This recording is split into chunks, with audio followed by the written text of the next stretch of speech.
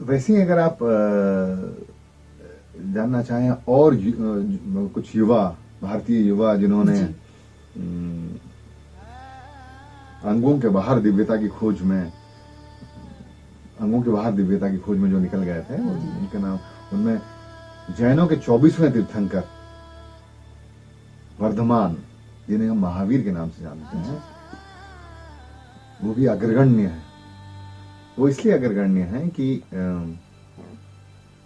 नाम उनका वर्धमान था और बचपन से ही उनकी इच्छा ये थी कि वो जो शरीर के बाहर कोई एक ऐसा चीज हो, कोई दिव्यता हो जो कि स्थिर हो, जो कि परिवर्तन जिसमें ना होता हो, जहाँ की शांति हो, उसे खोजें।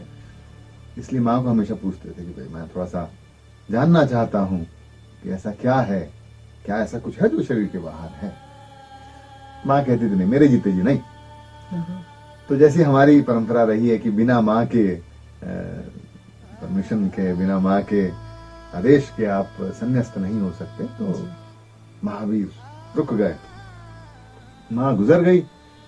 उसी रात एक वस्त्र लिया और अपने राज्य को छोड़कर बाहर निकले। जैसे वो निकल रहे थे तो संक्रांति का समय था और हल्की ठंड, हल्की क्या, थोड़ी उस समय अच्छी ठंडी। एक क्वेश्चन आ रहा है, प्रश्न आ रहा कि जैसे आपने कहा कि माँ के आदेश के बिना वो नहीं जा सकते थे, अब माँ आदेश दे नहीं सकती थी अपने जिंदा रहते हुए, तो क्या माँ में इतनी शक्ति थी कि उन्होंने खुद को इस दुनिया से हटा ली, जैसे कि बच्चा आगे चला जाए? हाँ, हो सकता है। हाँ बिल्कुल। आपने ये आदि शंकराचार्य का कहानी सुना होगा कि भाई एक 8 साल का बच्चा जिद करता है कि मुझे संन्यास्त होने दो, संन्यास्त होने दो। माँ बोलते नहीं। तो बोलने वाले तो बोलते हैं कि देवताओं ने स्वांग रच दिया कि नदी में, नर्मदा में नहा रहे थे और एक मगरमच्छ पकड़ लिया उसको, और शंकराचार्य बोलते आप तो छोड़ दे माँ, आदेश दे दे आप।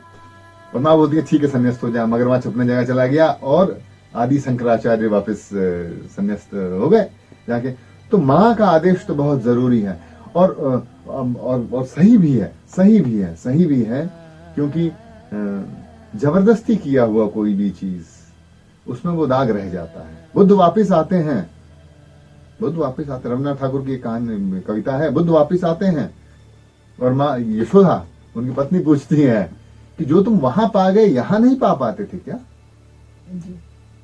और बुद्ध मौन रहते हैं। हाँ, बिल्कुल पाया जा सकता था। बुद्ध मौन रहते हैं।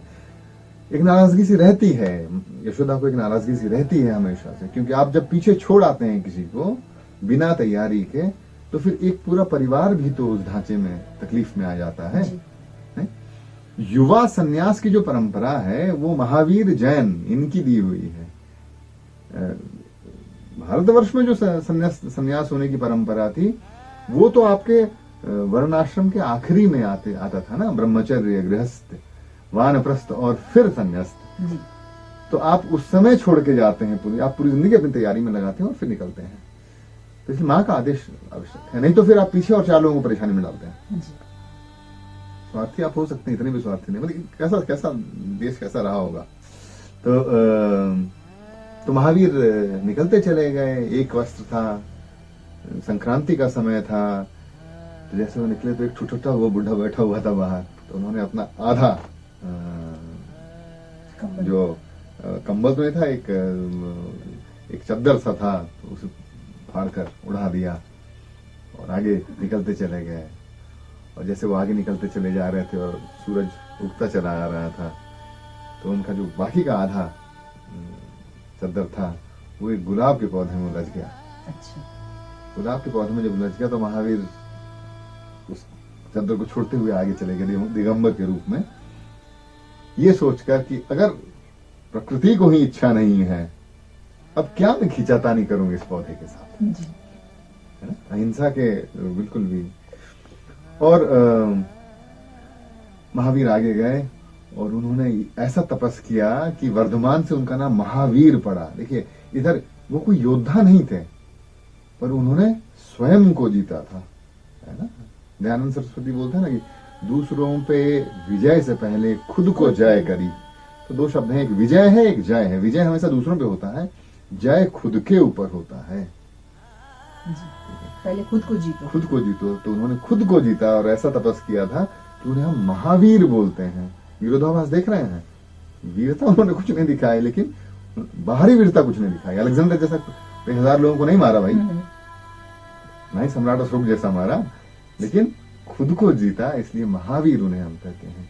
इसको मीरा का एक पद याद आता है मुझे, जहां की मीरा बोलती है ना कि जहां बिठाए वहां बैठूं, बेचे तो बिक जाऊं, मीरा के प्रभु गिरधर नागर, वारी वारी बलि जाऊं।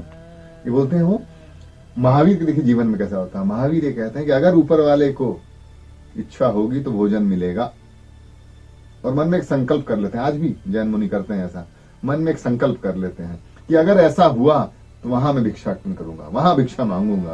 तो एक बार उन्होंने ऐसा संकल्प कर लिया था कि ऐसा होना चाहिए कि बैलगाड़ी के ऊपर गुड़ रखा हुआ हो, पीछे एक बैल खड़ा हो जो कि उस गुड़ में अपना सींग उकेर रहा हो, और सामने से जाती हुई एक राजकुमारी जो कि हथकड़ियों में हो। अगर ऐसा वो घर है तो उस घर में मैं भिक्षा मांगूंगा। और कई दिनों तक वैसा नहीं, वैसा हुआ और वहां वो भिक्षा मांगे। और फिर शर्त ये भी था कि वो दे, अगर ना दे तो फिर अगला संकल्प आ जाए। अच्छा।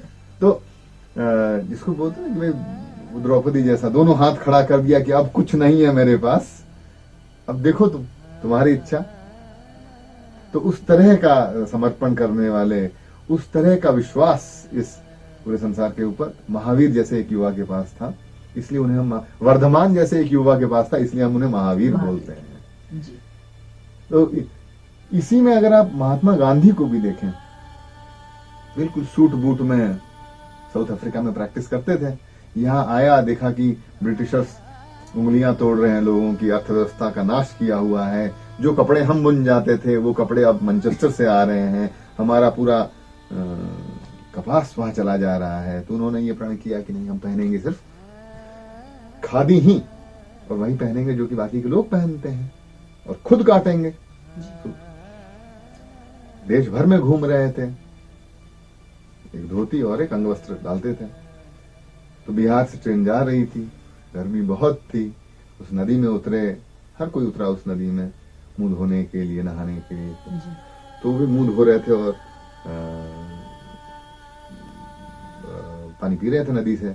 और सामने उसने देखा कि एक महिला है जो कि गर्दन तक पानी के अंदर डूबी हुई है, और कुछ देखा कि क्या हो, क्यों ये जा क्यों नहीं रही है। तो उन्हें समझ में आया कि उसके पास एक ही वस्त्र था जो कि वो धोई थी, और वो अभी पानी के अंदर है, जब ये लोग निकलेंगे तो वो निकलेंगे। तो वो अपना ऊपर का अंग वस्त्र दे गए थे उस महिला को, और तब से वो एक ही पहनते थे कपड़ा। और विंस्टन चर्चिल ने उन्हें बोला था हाफ नेकेड फकीर जी। और विंस्टन चर्चिल कैसा परेशान साइकोटिक होके अपनी आखिरी जिंदगी काटा। और बापू को जब गोली लगी थी तो क्या बोला था बापू जी ने, हे राम जी, हे राम, हे राम। मतलब मैं उसी रमणीय को देखता हूं, मैं उसी शक्ति को अब तुम में भी देख रहा हूं जो कि हर किसी में रमण करता है। तो उस दिव्यता को देख लिया ना अंगों के बाहर, गोली भले ही मुझे मार दो पर मुझे अभी भी दिखता है। ये जैन शास्त्र में एक घटना है जिसमें कि एक जैन मुनि मौन हो गया था, और ब्रिटिशर्स ने अपना छावनी लगाया हुआ था, उस तरफ से वो जाता था, और उसने एक कसम खा रखा था कि मरते मरते एक ही बार बोलूंगा। तो वो यूं जा रहा था, तो ब्रिटिशर्स ने बोला कहती है नंगा फकीर कहां जा रहा, पकड़ लिया उसको, बंदी बना लिया और सवाल जवाब किया, ये मौन रहा।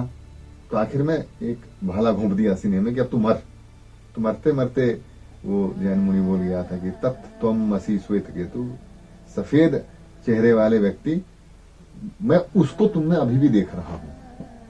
तो ये दिव्यता अंगों में देख लेने की जो क्षमता है, ये तो पूरी हमारी सभ्यता, संस्कृति या जीवन का ही उद्देश्य रहा है, और हमारी पूरी कोशिश यही रही है कि हम अंगों के बाहर कुछ देख सकें। इसलिए दिव्यांग अपने में एक बड़ा ही अच्छा शब्द है।